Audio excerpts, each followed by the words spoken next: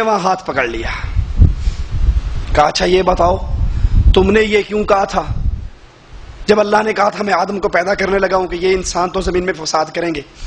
فرشتے حیران کہ میں پوچھنا کچھ اور آیا تھا، آگے سوال کچھ اور پڑ گئے۔ کہا اچھا آپ چھوڑیے بابا جی، سبز چولے والے بزرگ آپ چھوڑیے، ہم اللہ سے پوچھ کر آتے ہیں۔ کہا چھوڑ دوں گا تو تم واپس کیسے آؤ گے؟ ایک کو چھوڑتا ہوں ایک کو قابو رکھتا ہوں، جا تو پوچھ کے آ۔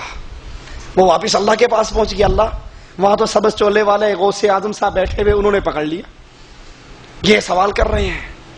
اللہ نے واپس بھیجا اور سفارش کی کہ میرے فرشتوں کو چھوڑ دے۔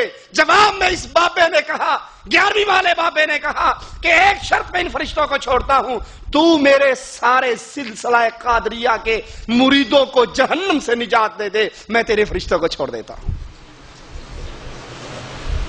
یہ لا الہ الا اللہ ہے، یہ اللہ کی غیرت، یہ اللہ کی قدر، یہ اللہ کی حیثیت۔ محمد الرسول اللہ اپنے دونوں ہاتھوں کو سر پہ رکھ کر کہتے ہیں جب تک اللہ اپنی رحمت میں نہ ڈھانپ لے کوئی بندہ جنت میں نہیں جا سکتا۔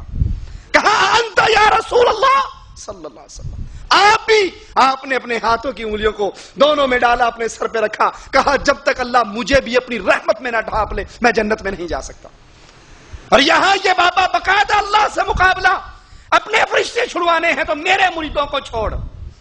اللہ نے کہا جا تیرے مرید چھوڑ دیے، اس نے کہا جا میں نے تیرے فرشتے چھوڑ دیے۔ نعوذ باللہ تعالی اللہ عما یقولون۔ آئیے قرآن سنیں، سورۃ بنی اسرائیل ہے، قل ادعوا الذین زعمتم من دونہ فلا یملکون کشف الضر عنکم ولا تحویلا۔ بالکل کھلی ہوئی آیت، لا الہ الا اللہ کے معنی کو سمجھا دینے والی۔ قل ادعوا الذین زعمتم من دونہ، تم نے جس کو اللہ کے علاوہ اپنا مشکل کشا سمجھ لیا، تم نے اللہ کے علاوہ جس کو حاجت روا سمجھ لیا، تم نے اللہ کے علاوہ جس کو غوث اعظم سمجھ لیا، بڑی سرکار سمجھ لیا، غریب نواز سمجھ لیا، بندہ نواز سمجھ لیا، کشتی ڈوبی ہوئی کو 12 سال بعد پار لگانے والا سمجھ لیا۔ قرآن ان کے بارے میں فیصلہ کرتا ہے فلا یملکون کشف الضر عنکم ولا تحویلا۔ تم پہ اللہ کوئی مصیبت ڈال دے، نہ اس مصیبت کو دور کر سکتے ہیں، نہ تھوڑی دیر کے لیے سائیڈ پہ کر سکتے ہیں، نہ مستقل مصیبتوں کو دور کرنے کے قابل، اور نہ 5 منٹوں کے لیے مصیبت کو دور کرنے کے قابل۔ کہہ لو جس کو کہنا ہے مشکل کشا، کہہ لو جس کو کہنا ہے حاجت روا، ان کی اصل حیثیت کیا ہے؟ وہ سارے اللہ کے منگتے ہیں، وہ سارے اللہ کے فقیر ہیں، اور وہ اللہ کی طرف سے آئی ہوئی مشکل کو نہ تو ٹال سکتے ہیں، نہ اس کو تھوڑی دیر کے لیے رخ ہی موڑ سکتے ہیں۔ ہمارے علاقے میں سیلاب کا آوازہ بلند ہوا، عبدالحکیم شہر میں سیلاب آنے والا ہے، سیلاب۔ واللہ اپنے ان کانوں سے سنا، عبدالحکیم کا بہت بڑا دربار، بابا بڑا مشہور، اس کی بڑی مشہور کرامت، دلی کے اندر مسلمانوں نے مسجد بنائی، اس کی دیوار ٹیڑھی ہو گئی، مسجد ساری بن گئی، دیوار ٹیڑھی، بڑے پریشان۔ کسی نے کہا وہ راوی کے پل پر بابا بیٹھتا ہے عبدالحکیم، اس کے پاس جاؤ، تمہارے مسئلے کو وہ حل کر سکتا ہے۔ بابا ذات کا دھوبی تھا، کپڑے دھویا کرتا تھا، اپنی تہمت بیٹھا دھو رہا، دلی سے چلے راوی کے کنارے کنارے لوگ، بابا جی کے پاس پہنچے، ابھی زبان سے کچھ کہا نہیں، بابے نے اپنی دھوتی مروڑی زور سے اور جھٹکی، کہا جاؤ تمہاری مسجد کی دیوار سیدھی ہو گئی ہے، بغیر پوچھے دسے۔ دل کے رازوں کو بابا نے پہچان لیا، لیکن غضب غیظ میں آ کے بابا جی نے چادر جو زور سے یوں کی تھی تو درمیان میں سے پھٹ گئی تھی وہ چادر، غصہ اتنا، جلال اتنا تھا۔ واپس جب آ کر اپنی مسجد کو دیکھا تو مسجد کی دیوار تو سیدھی ہو گئی تھی، لیکن جتنی دھوتی پھٹی تھی نا اتنی درار دیوار میں بھی تھی۔ میں نے اپنے کانوں سے سنا، سیلاب کا آوازہ پڑا، دربار کے گدی نشین نے ممبر پہ سپیکر پہ آواز لگائے، لوگوں ابھی بھی وقت ہے، اپنے بابا جی کو راضی کر لو، یہ مرشد تمہارے سیلاب کو ٹال دے گا۔ ادھر سیلاب آ رہا ہے، مسجدیں ویران ہے، لوگ بابے کے دربار پہ چادریں چڑھانے اور منتیں دینے اور نذرانے کے لیے پہنچے ہوئے کہ اس سیلاب کو ہم سے دور کر دو، اور قرآن اعلان کر رہا ہے، قرآن بیان کر رہا ہے، قُلِ ادْعُوا الَّذِينَ زَعَمْتُم مِّن دُونِهِ فَلَا يَمْلِكُونَ كَشْفَ الضُّرِّ عَنكُمْ وَلَا تَحْوِيلًا، تم پہ آئی ہوئی مصیبت کو دنیا میں کوئی نہیں ٹال سکتا سوائے عرش والے اللہ کے۔ نہ ٹالے، تھوڑی دیر کے لیے اس کا رخ ہی موڑ دے، وَلَا تَحْوِيلًا، نہ یہ مستقل ٹال سکتے ہیں، نہ تھوڑی دیر کے لیے اس کا رخ موڑ سکتے ہیں۔ اللہ کی شان، سیلاب نے آنا تھا، آ گیا، لیکن سیلاب آیا صرف اسی ایریے میں جس ایریے میں دربار تھا، آبادی ساری محفوظ رہی، دربار گھیرا گیا۔ اب مشرک اس نے کہا آپ نہیں سمجھتے، یہ بابا بڑی پہنچی ہوئی سرکار ہے، پانی سلام کرنے کے لیے آیا ہے،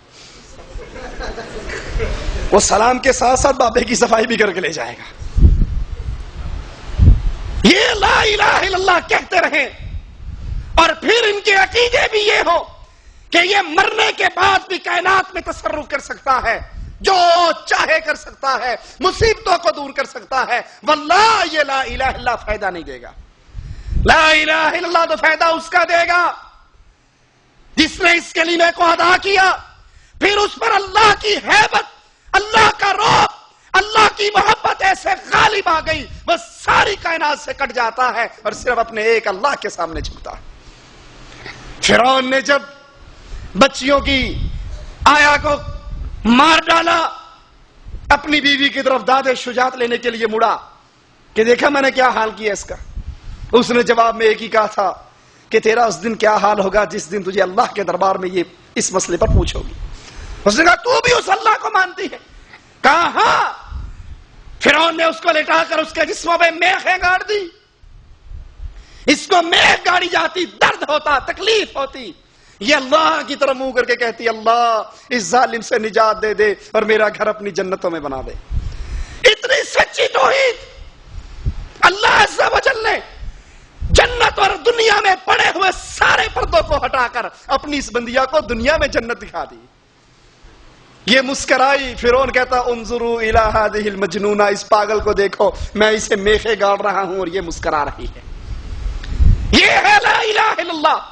جب اس کلمہ توحید آپ کے دلوں میں اتر جائے تو پھر آپ کی زندگی کیسے بنے؟ لا تشرک باللہ شیئا ان قتلت او حرکت، تیرے ٹکڑے کر دیے جائیں، تجھے زندہ جلا دیا جائے، زبان سے کبھی یا علی مدد کا نعرہ نہ لگانا۔ لا تشرک باللہ، کبھی اللہ کے ساتھ شرک نہ کرنا، بے شک تجھے جلا دیا جائے، بے شک تیرے ٹکڑے کر دیے جائیں۔ اور عجیب بات، جن کو یہ لوگ غیر اللہ کو، اللہ کے اولیاء کو اللہ کے علاوہ پکارتے ہیں یا اللہ کے ساتھ پکارتے ہیں، قرآن ان کے بارے میں بیان کرتا ہے اولئک الذین یدعون یبتغون الی ربہم الوسیلۃ ایہم اقرب وَيَرْجُونَ رَحْمَتَهُ وَيَخَافُونَ عَذَابَهُ إِنَّ عَذَابَ رَبِّكَ كَانَ مَحْذُورًا۔ جنہیں یہ لوگ پکارتے ہیں وہ خود اپنے رب کے تقرب کی جستجو میں رہتے ہیں کہ ان میں سے کون زیادہ نزدیک ہو جائے، وہ خود اس کی رحمت